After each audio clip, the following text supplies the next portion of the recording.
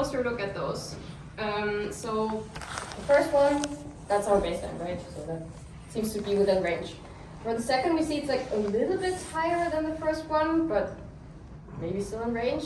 But now for the third visit, it even increased. So at this point, maybe your general physician might start to get a bit interested in why that is and might order some follow-ups. So what would happen if your GP had way more data for the past 3 years, and it would actually look like this? So we still have the 3 dots that we had before, but we also have many more. So if we look at this, it's quite obvious that already the point at the second visit was increased compared to the one in the first. So if our GP would like to start some action, that could have been a year earlier, just because we had more data.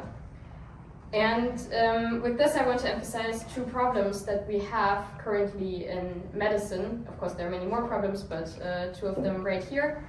The first of those being that medicine often use somewhat arbitrary cutoff values. So for example, if we look at hypertension, per definition, you would have hypertension if your systolic blood pressure is above 140. So just maybe a quick show of hands, who would say if you have blood pressure of 139, that this is hypertension? Would you treat it? Yes? No? My doctors weren't unsure. So, and this shows that, I don't know, maybe for someone 140 is a value that needs to be treated, maybe for someone else who had those values before, that's something that doesn't need to be treated. And the second problem being that physicians often have incomplete data. So if the physician would have had more of this data, like we see here, then maybe some action would have been done earlier. And this leads to one big question. How can physicians, but also patients, because we also want to be in control of our health somehow, can see the big picture when often we only have data of that specific moment, so of that specific visit at the hospital or at the GP, or when we check our smartphones for data. And this is what we will dive in deeper in this presentation. So we've seen something like that already a couple of times today. So when we think about biosignals, it's often something like that. So I call it the more traditional biosignals, so something like heart rate, ECG data, EEG data, but also optical signals like ultrasound, MRI, chemical, thermal signals like temperature, blood oxygen, or even motion patterns being mechanical biosignals. And all of those are related to the problems before. They are often only obtained when you are visiting some kind of physician. So we only have the moment, the data of that moment, which may be not representative of the actual daily life of a person. And then I want to come back to what I asked before. We actually have devices that we use on a daily basis that deliver a huge variety of different biosignals. And they actually do that every day continuously. So we get 24/7 measurements, if we want to, of very different biosignals. And they're not even only integrated into our smartphones or our watches, but nowadays even integrated into our headphones sometimes. And if we want to spin this even further, we could use many more devices that we might not be thinking about right now, like our Wi-Fi routers. They could also be turned into devices that track our daily lives and give us insights into how we move around in our apartment, for example. And also coming back to the question I posed before, the data that our devices already gather they are very diverse already. So we can start at collecting step data, which is quite basic, or heart rate data. Of course, our devices do that. But the analysis that they already do are actually already quite deep. So we can also get data on our sleep quality, but also about how we move. So not only about how many steps we take, but also how we take them. So how our weight bearing is, whether our walks are asymmetric, about the distances that we can do within a specific amount of time, all giving us information on how our health is. And our devices can already today show us whether those data changes and alert us. Maybe some of you already use rings like this or use an Apple Watch that actually give you an alert if they detect an acute illness, for example, like a cold. Maybe some of you already experienced that, like a small notification in the morning, hey, something was up last night. You might want to take it easy today. And while that is quite easy for an acute illness, severe diseases often take a bit longer to develop and are thus, well, more subtle in the changes that they cause, and thus also more difficult to detect. All right, but before we go into diseases, I want to take a step back and look further at the sensors that we have integrated into our devices. I want to focus on 4 of them today, which some of might be maybe more known or more in our minds when we think about biosignals. The first one, of course, being the heart rate sensor. I think that's like the prime example of what we think about when we think about wearables and biosignals. We can measure the heart rhythm, but also the heart rate variability with that, which we can use to detect stress, arrhythmia, or fitness levels. Then we also have the accelerometer integrated into the inertial measurement unit in our devices. So like traditionally the devices use that to recognize whether it's being picked up, for example. So your device might turn on the screen, but we can of course use that also to derive information on how we move, so steps that we take, but also about general mobility parameters, and also something like tremors or fall risk. If we want to get even deeper into analyzing movement, we can also add the camera. So we can, for example, like track movements very detailed with it, also in the face. But we can also use that, for example, to detect skin changes, for example, for skin cancer detection. And the last one being a microphone, which we, of course, use for taking our phone calls or sending voice messages. But we can also use that to actually analyze our voice or different sounds to see whether there is also some tremor in the speech or the speech changes throughout some time. And already today there are manifold mobile applications on the market in the medical field that include simpler apps such as food trackers, fitness trackers, stress management apps, symptom diaries, which probably some of you have already used. Then with the development of the DiGAs, so the digital health applications, we now also got into like more medical products. They do stuff, for example, like ADHD or depression therapy, behavioral interventions, or also physical therapy.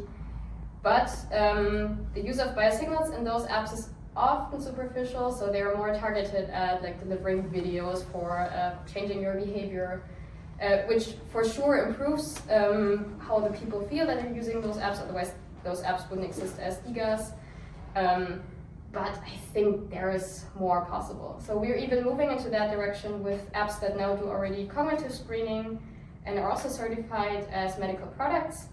But even there, I think the field is quite wide and we still have many opportunities to use mobile devices for diverse applications in the field of digital health, digital medicine.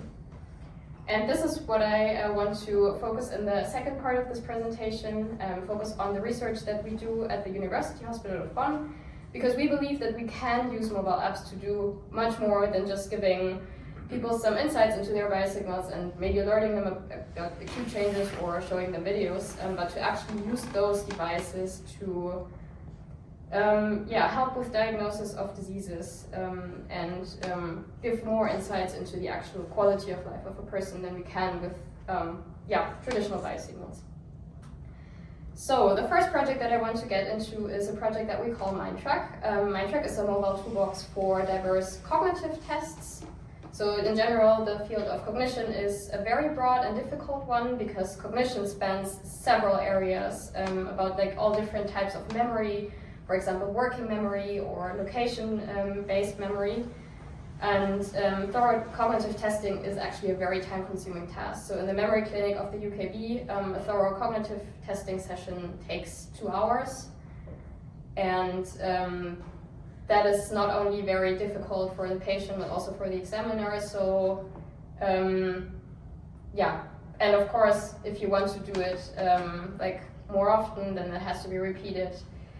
And with more medications being there for diseases like Alzheimer's that can actually slow the progression of the diseases, early detection becomes even more important. So there is a need at the same time for like having more sensitive tools that can detect those diseases earlier. but also to speed up the diagnostic process. And this is what we try to achieve with MineTrack. So we combine traditional cognitive testing, so all of those tests exist as pen and paper versions, so they're not new in itself, but we enhance them by digital measurements. So for example, we track on how long to take for specific items, we track pencil pressure, and we also track facial movements while the participants are taking the tests. So we are getting, like for the facial tracking, we get at least 30 data points per second. So we get much more information while the test is being done as we would do with traditional pen and paper based testing. And we hope that, that this will help us to analyze patients' behavior even deeper and find new connections that can help us achieving the goals easier. We actually have a second project in the field of face tracking, which is like a little similar but still very different. So we're still in the field of neurodegenerative diseases. Some of those types of dementia, for example, they change how persons react to emotional stimuli, but not only in neurodegeneration, but also in, for example, depression. It is known that people have different reactions. And this was the underlying hypothesis of the second project. So basically we built an app that will show different emotional stimuli based on an established questionnaire. So we didn't come up with that on our own, we just digitized it. And those will be presented to the patients, they will look at it, and they will answer a questionnaire of like how they think that the person is feeling or how they're feeling themselves. And at the same time, they will be observed by the camera without them knowing, and we will track their emotional reaction. And the first results show that actually there are differences in how the patients react to those stimuli, especially in positive reactions. We found that like certain types of dementia, so frontotemporal dementia is a certain subtype, but also depression, and interesting also Alzheimer's patients showed slower decreased positive reactions to positive stimuli. So they were laughing less, for example, which is, it kind of makes sense for depression, but we were quite happy to also find that in the frontotemporal dementia and also in the Alzheimer's diseases. All right, so you've seen that oftentimes we just digitize existing scores, and this is also the case in the next project that I want to show you. There is a score in elderly assessments and geriatric assessments that aims at identifying how likely a person is to fall in the next 6 months. And this score is currently just taken by having a person standing there with a stopwatch and taking the time of how long a person takes for doing 2 balance tests, 1 gait speed test, and 1 chair rise test. And we thought it might be nice to, on the one hand, digitize that, to just like not have the necessity to have someone standing there with a stopwatch, and on the other hand also use the camera feed to get more information on how the person is actually moving. So this is how the app looks like. So as I said, the first test is a balance test, so just a person standing there for 10 seconds. The app tracks everything, so it detects when the person is standing, it starts the test, starts a counter, and it stops automatically when the 10 seconds have passed. The second test is pretty similar to that, so just that the person is not standing with their feet next to each other but in front, and it detects if someone falls and will stop the timer. The third test is the gait speed test, so the person is expected to walk 4 meters, and we also just take the time on how long the person needs to walk this distance. And you see the little skeleton that actually visualizes the recognition of the different joints during the exercise. And the fourth one is the repeated chair rise test, so the person is expected to stand up 5 times. So that's a measure for muscle, for strength. And again here, the app automatically detects when the test starts and counts the repetitions and also takes the time for that. And based on all of those metrics, the app will then calculate the score just the same as it would be done on paper. And apart from that, we can also get additional kinematic metrics from the testing. We have run that in a feasibility study with different simulations, conditions simulated by instant aging suits, and we measured that against 2 manual raters. We found out that our test is equal in terms of, so the scores correspond to the ones of the manual raters, so it can be used instead of the manual raters. And we actually found that when we used repeated tests, our app actually achieved a higher retest reliability than the manual raters, which is also expected because we eliminate the human factor in between. All right, coming back to where we started our journey today. To identify the changes and patterns that link to diseases early, we need data. And by that I mean lots of data, because those patterns can be subtle, they can be highly individual. So it's very necessary for us to find those patterns, to have data at scale. And this was one of the reasons behind the development of our app, HeartsFit, which has 2 big goals. On the one side, for the users to serve as a lifestyle coach, to take care of their heart health, and for us research to get wearable data longitudinal through data donations. So HeartsFit has a lot of different features for its users. We can calculate a heart risk score. They can also check their different biosignals within the app.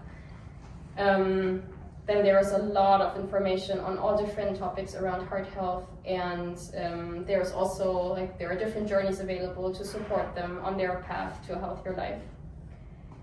And HeartsFit has been launched in April 2022, so it's been on the market for quite a while. Since then, more than 198,000 users downloaded HeartsFit, so we're nearly at 200,000, which is quite a number.